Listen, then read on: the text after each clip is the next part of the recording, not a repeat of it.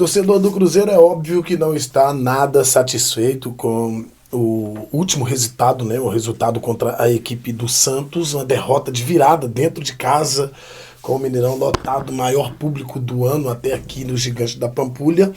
O Cruzeiro foi derrotado pelo time do Santos, pelo fraco time do Santos, diga-se de passagem, que só tem um grande jogador, mas que acabou sendo feliz em cima do Cruzeiro, porque o Cruzeiro fez um baita primeiro tempo, poderia sair na frente ali por uns 2 ou até mesmo 3 gols de diferença, não seria nenhum exagero se isso tivesse acontecido, mas o Cruzeiro acabou mais uma vez não sendo eficiente na finalização das jogadas, né? E acabou dando a oportunidade para o Santos crescer no jogo e fazer a virada na segunda etapa. O Cruzeiro saiu no primeiro tempo ganhando por 1-0, tomou aos 16 minutos o gol de empate e no final do jogo, no finalzinho do jogo, acabou levando o gol da virada. Mas o jogo não foi só isso, não é? O Cruzeiro foi amplamente prejudicado pela arbitragem, uma falta que foi dada no lance entre Matheus Pereira e o Zé Rafael, que culminou com o segundo gol do Cruzeiro, depois de uma bela tabela entre o Caio Jorge e o Christian, que deixou o Christian, recebeu do Matheus Pereira, o Christian recebeu do Caio Jorge, devolveu o Caio Jorge deixando em excelentes condições, finalizou, acabou fazendo o gol, mas foi anulado pelo VAR. Foi anulado pelo VAR, porque o árbitro Newton Pereira de Sampaio, se não me falta a memória, estava a 4 metros do lance, deixou o lance seguir, mas, quando foi chamado pelo VAR, ele acabou optando por anular o gol legítimo do Cruzeiro. Uma falta, dando falta, sendo que não foi falta, um lance absolutamente normal de jogo, mas o que aconteceu é que o Cruzeiro acabou sendo prejudicado naquele lance. Porém, eu tenho visto o torcedor do Cruzeiro, muito nervoso nas redes sociais, muito em função da derrota contra o Santos. Se o Cruzeiro tivesse perdido para o Botafogo lá e derrotado o Santos hoje, a torcida do Cruzeiro estaria muito mais tranquila do que em qualquer um outro momento. Porém, há a necessidade de fazer um balanço dessa linha do tempo no que diz respeito à equipe do Cruzeiro. O Cruzeiro começou o ano ainda com o técnico Fernando Diniz, e o campeonato estadual, o Cruzeiro acabou caindo na primeira, nas semifinais, né? Não chegou nem na final da competição. E o Leonardo Jardim assumiu, me parece que no dia 2 de fevereiro, e a partir daí, né, o Cruzeiro começou a mostrar outra cara, outra realidade, outra verdade. E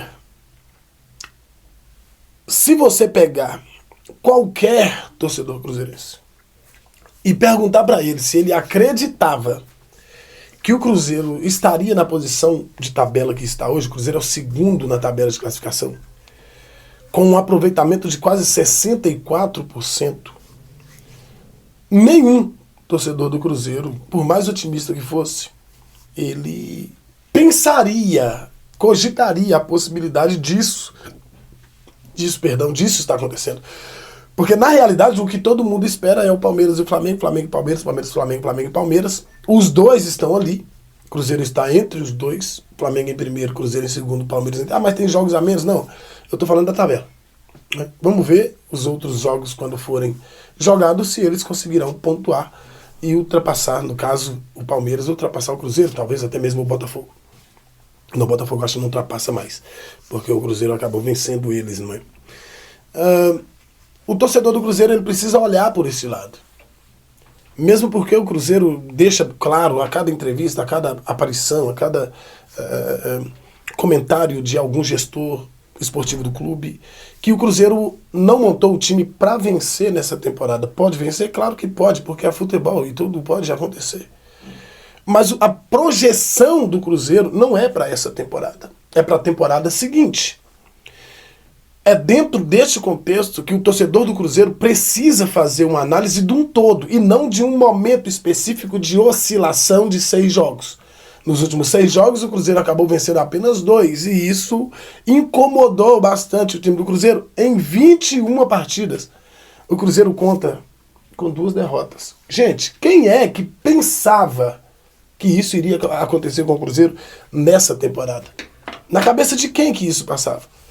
Eu estou falando de 21 partidas com apenas 2 derrotas.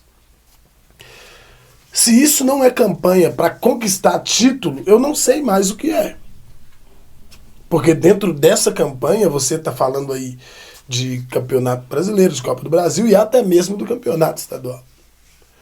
Então o torcedor do Cruzeiro, por pior que seja a sua aura, é a aura que fala, né? Por pior que ela seja, você só precisa parar e pensar um pouco. Ah, mas o time tá cansado. Ah, mas precisa contratar. Ah, mas... Só que essas colocações, é aí que entra o processo de incoerência, que é amplamente divulgado no meio esportivo brasileiro, tanto por jornalistas, quanto por torcedores, quanto por comunicadores, por opinadores. Só é levantar, e isso eu acho um absurdo, é muita ignorância. Levantar um assunto só quando lhe convém. Se o Cruzeiro não vence, aí todo mundo do planeta Terra sabe que o Cruzeiro precisa, todo mundo do planeta sabe. Porque isso não é só para o Cruzeiro. Isso é para qualquer clube. Todo mundo sabe que o Cruzeiro precisa contratar.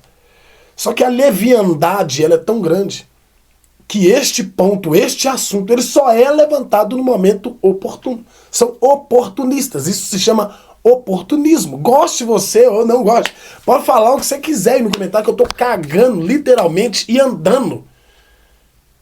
Pra quem vier com contra-argumentações chulas e baratas. Eu acho que o torcedor ele precisa entender, assim como nós cronistas, que a gente precisa trabalhar pautado dentro daquilo que é.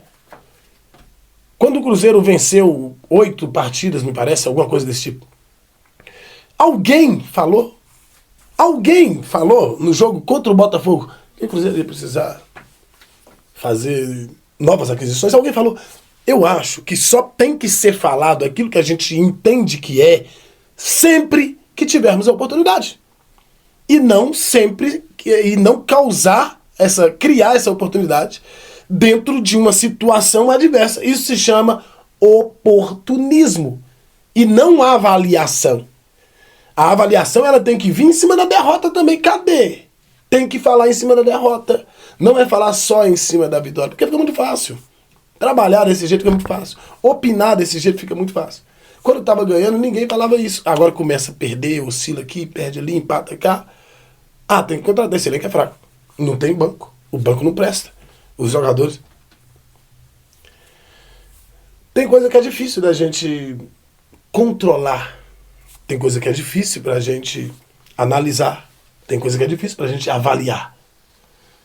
Simples e unicamente porque o critério que é colocado, ele é covarde. É um critério covarde. Muito covarde. O torcedor do Cruzeiro só precisa entender que a coisa está andando 1 milhão de vezes melhor do que poderia estar. O torcedor que não tiver essa compreensão, ele precisa rever seus próprios conceitos e largar de ser oportunista.